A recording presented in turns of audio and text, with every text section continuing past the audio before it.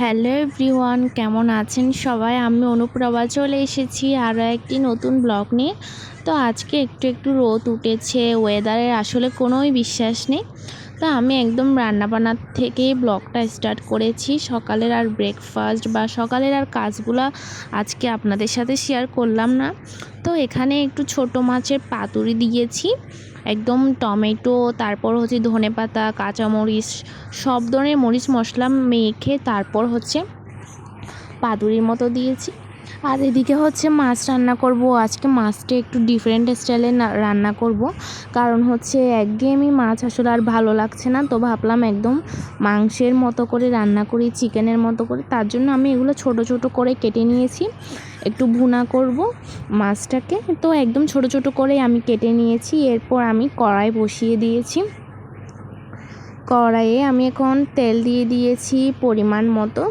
এবার তেলটা একটু যখন গরম হয়ে যাবে, আমি কেটে রাখা মাছগুলো একটু দিয়ে দেব। দিয়ে আমি এটা কিন্তু হালকা করে একটু ভেজে নেব। অত বেশি আজকে কড়া করে মাছটা ভাজি করব না, একদম হালকা করে মাছটা আমি একটু ভেজে নেব। তো আমার মাছ ভাজা কমপ্লিট। এরপর আমি এদিকে মশলা কষাচ্ছিলাম।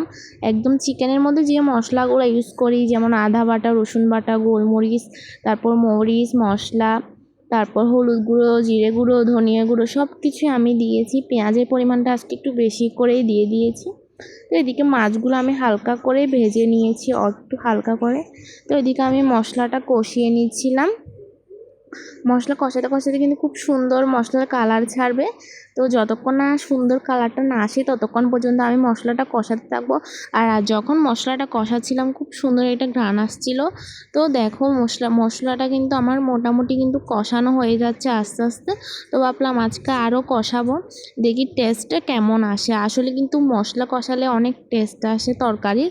তো এরপর আমি কিছুটা পরিমাণ টমেটো দিয়ে দিয়েছি, টমেটো দিয়ে আবারও কষিয়ে নিচ্ছি খুব ভালোভাবে। আর টমেটোটা কিন্তু একদম পাকা টমেটো।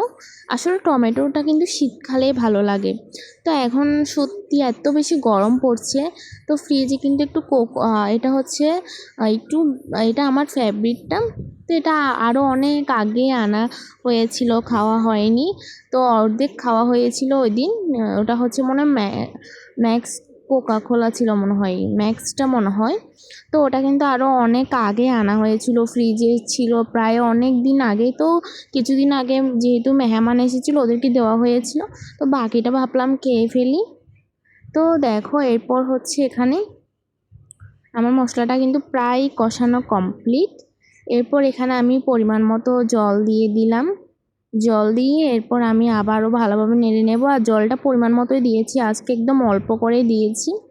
তারপর এখানে আমি দিয়ে দিয়েছি হচ্ছে টমেটোটা। টমেটোটা আমি আগে থেকে দিয়েছি, এখন আর অল্প করে দিয়েছি টমেটোটা। টমেটো একটু বেশি করে দিয়ে আমি মাছের সাথে। তো এরপর দেখো আমার তরকারি কালারটা কিন্তু দারুণ এসেছিলো। এটা কিন্তু খেতে অসম্ভব টেস্ট হয়েছিল, তোমাদেরকে বলে বোঝাতে পারবো না। যারা মাছ খেতে একদমই পছন্দ করো না তারা চিকেন স্টাইলের এভাবেই রান্না করে দেখো, একদিন অনেক মজা লাগবে খেতে। তো আমার তো অনেক ভালো লেগেছিলো। এরপর আমি কিন্তু গরম মশলাটাও দিয়ে দিয়েছিলাম এখানে। তারপর হচ্ছে ধনিয়া পাতা দিয়ে দিব। ধনিয়া পাতা দিয়ে আবারও আমি খুব ভালোভাবে নেড়ে চেড়ে নেব। দেখো আজকে আমার চুলার আঁচটা একটু বাড়িয়ে দিয়েছি, যার কারণে একটু হিটই লাগছে। একদম কড়াই সহ পুড়ে গিয়েছে। এদিকে আয়ান হচ্ছে মোবাইল দেখছিল। আসলে বাচ্চারা মোবাইল ছাড়া আর কিছুই বুঝে না। তো মাছ রান্না কমপ্লিট হয়ে যাওয়ার পর আমি এখানে হচ্ছে শাকটা তুলে দিয়েছিলাম। শাকভাজি করছিলাম অনেক দিন পরে। আসলে সবসময় শাকভাজি খেতে আমার একটা ইচ্ছে করে না, তবে কিন্তু মাঝে মধ্যে হঠাৎ হঠাৎ করে কিন্তু খেতে অনেক ভালো লাগে। যেমন ওই দিন শাকভাজি করেছিলাম, অনেক টেস্ট হয়েছিল। তো আমি একটু শাক জিনিসটা একটু কমই পছন্দ করি। তো আমার প্রিয় আপুরা বলে কি, আপু তুমি কচু শাক কেন পছন্দ করো না? আপু আমার হচ্ছে একটু কম পছন্দ। আসলে সবার পছন্দ তো আর এক না। আমি শাক জিনিসটা একটু কমই খেতে পারি, একদমই একদমই কমই খেতে পারি। তো আমি এদিকে মাছটাও নামিয়ে নিয়েছি। মাছের কালারটা কিন্তু দারুণ এসেছে, মনে হচ্ছে না একদম চিকেন রান্না করেছি? ওরকমই তো মনে হচ্ছে।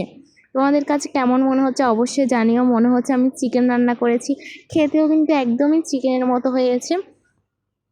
এরপর বিকালের দিকে তোমাদের ভাইয়া এখানে ডালপুরি এনেছিল, তো ডালপুরিটা খাবো। অনেক দিন পর ডালপুরি খাচ্ছি, প্রায় অনেক দিন পরে। তো এখানে আসলে বাসায় আর কেউ যেহেতু খাবে না, তো আমার জন্য এনেছিল। তো এখানে আমি নামিয়ে রেখেছিলাম। আমিও কিন্তু এতগুলো খেতে পারিনি। ডালপুরিগুলো কিন্তু খেতে কিন্তু ভালোই লাগে। আমার তো অনেক বেশি ফেভারিট বিকালে এরকম ডালপুরি খেতে, সন্ধ্যার নাস্তায়। তো এদিকে আমি ডালপুরিগুলো বাটিতে নিয়ে নিচ্ছি। তো এরপর হচ্ছে আমি আমার ড্রেসিং টেবিলের মধ্যে একটা বক্স রেখেছিলাম, বাক্স যেটাতে আমি আমার রেগুলার ইউজের জন্য ক্লিপ, তারপর হচ্ছে রাবার ব্যান্ড, এই ধরনের এগুলা ওখানে রাখি। তো ওগুলো আমি এখন সুন্দরভাবে একটু গুছিয়ে নিয়েছিলাম, যেগুলো আমি রেগুলার ইউজ করি, তো ওগুলো আমি সুন্দরভাবে বাক্সটাতে ভরে রাখি। তো আমার আজকের ভিডিওটা এতটুকুই। সবাই যারা যারা এতক্ষণ আমার সাথে ছিলে তাদেরকে অনেক ধন্যবাদ, অনেক অনেক ভালোবাসা। আজকের ব্লগটা এতটুকুই।